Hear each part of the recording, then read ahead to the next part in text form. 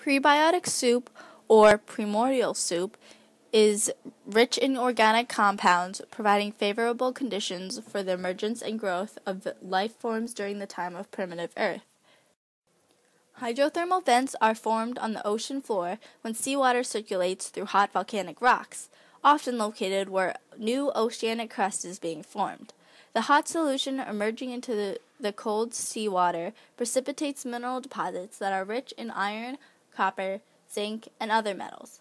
Outflow of these heated waters probably accounts for 20% of the Earth's heat loss.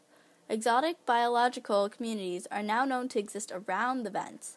These ecosystems are totally independent from energy from the sun, depending not on photosynthesis, but rather on chemosynthesis by sulfur-fixing bacteria. In 1953, Stanley Miller and Harold Urey conducted the famous Miller-Urey experiment, using an airtight containers that had chambers to simulate the atmosphere and waters of early Earth. He hoped that this would show him how living organisms may first have come into existence. Many of these raw materials were introduced to the Earth by meteors that crashed through the Earth's atmosphere billions of years ago. Miller put small amounts of ammonia, methane, hydrogen, and water in the airtight container, heated it, and shocked it with low amounts of electricity.